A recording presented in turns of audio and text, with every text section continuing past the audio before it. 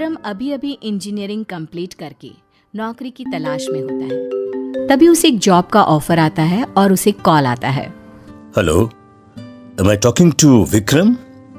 Yes sir, मैं एक construction company से बोल रहा हूं। हमें आपकी प्रोफाइल बहुत पसंद आई है। क्या आप हमारे साथ काम करना पसंद करेंगे? व्हाई नॉट सर, अब मैं तो इंतजार ही कर रहा था। Sure sir. विक्रम तुरंत नौकरी के लिए हाँ कर देता है और अगले दिन ही केरल के लिए निकल जाता है। केरल पहुंचकर विक्रम जब कंपनी में जाता है। Excuse me sir, may I come in? Oh yes yes, please have a seat. Vikram बैठ जाता है। फिर मैनेजर विक्रम को बताता है, देखिए बात ऐसी है कि पुराने शमशान को हमारी कंपनी ने खरीद लिया है और वहां एक फैक्ट्री सेटअप करनी है। ये काम बहुत चैलेंजिंग है और आपके प्रोफाइल को पढ़कर पता चला कि आपको चैलेंजेस बहुत पसंद है, इसलिए आपको सिलेक्ट किया गया है। You are right sir, I want challenges. Vikram site देखने निकल जाता है। वहाँ उसे पता चलता है कि उसे रात में भी वहीं रहना होगा। ओह, मेरे रहने का इंतजाम भी यहीं पर किया गया है। अच्छा है, कोई बात नहीं, मैं तो अकेला हूँ, कहीं भी रह सकता हूँ।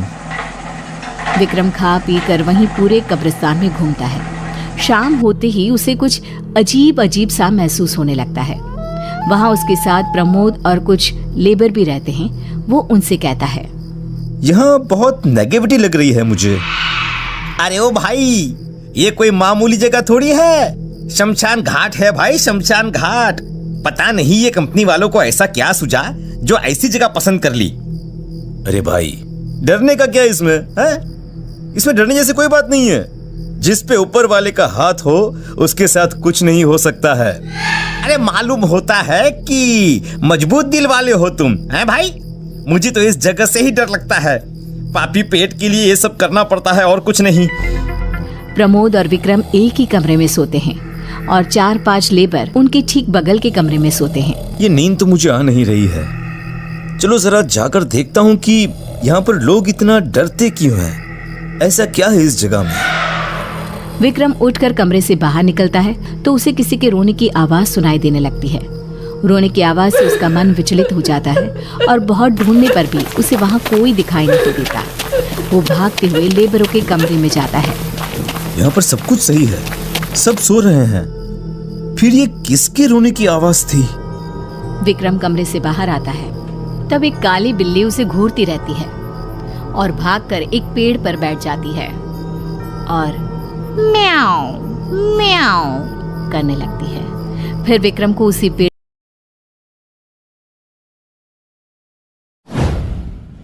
हो जाती है। विक्रम को कुछ समझ में नहीं आता। दिन के 4 बज जाते हैं और विक्रम सो जाता है। अगले दिन वो ये सारी बातें प्रमोद को बताता है। अरे भाई, अरे मैं नहीं रहूंगा यहाँ, अरे नहीं तो मुझे हार्ट अटैक आ जाएगा भैया। अरे यार, मैं हूं ना तेरे साथ, तू अकेला नहीं है। अगली सुबह विक्रम अपने काम में जुट जाता है। फिर प्रमोद को पता चलता है कि निखिल, जो कि एक लेबर है, उसकी मौत हो गई है। वो विक्रम को तुरंत ये खबर देता है। अरे नहीं नहीं विक्रम भैया, पुराने लोग सही कहते हैं। अरे ऐसी जगहों से दूर ही रहना चाहिए। निखिल की मौत हो गई ना, किसी को भी नहीं पता चला वो कैसे मरा। बाकी मजदूरों का कहना है कि यहाँ रूहें घूमती रहती हैं। लेबर लोग बोल रहे थे कि वो लोग यहाँ से चले जाएंगे। जिसको जाना है वो जाए, मैं इन सब में विश्वास नहीं करता हूँ। मैं इस प्रोजेक्ट को पूरा करके यहाँ से जाऊंगा।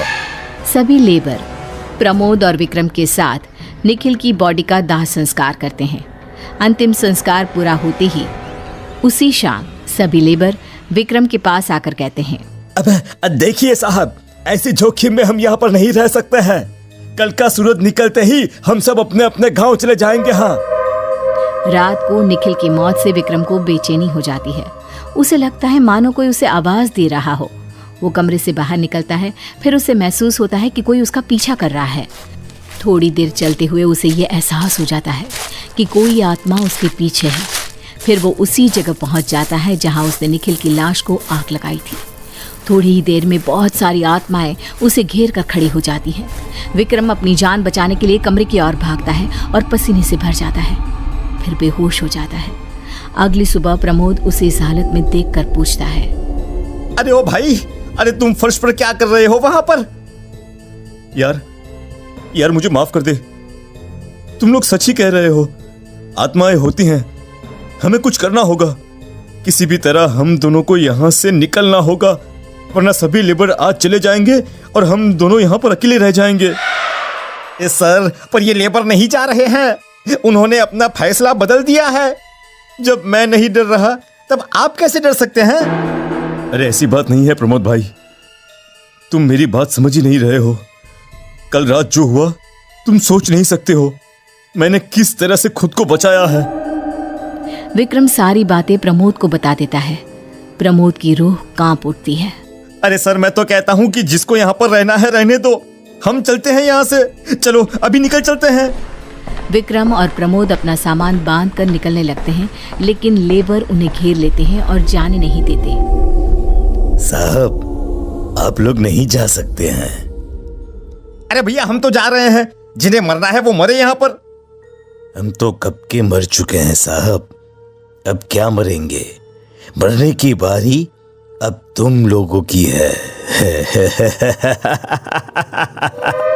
इतना कहते ही सारे लेबर भूत प्रेत में बदल जाते हैं। अरे अरे मेरे लेबर कहाँ गए?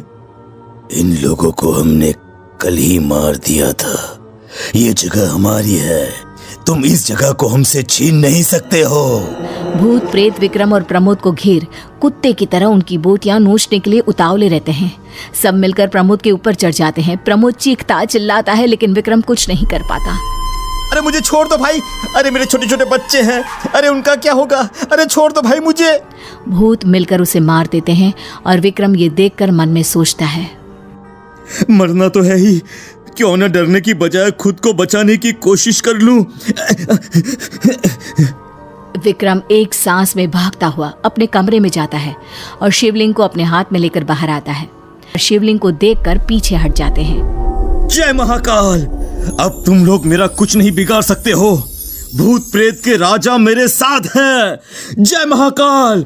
विक्रम स्मशान से बाहर निकलकर भाग जाता है और सीधा मैनेजर के पास जाकर उसे सब कुछ बता देता है।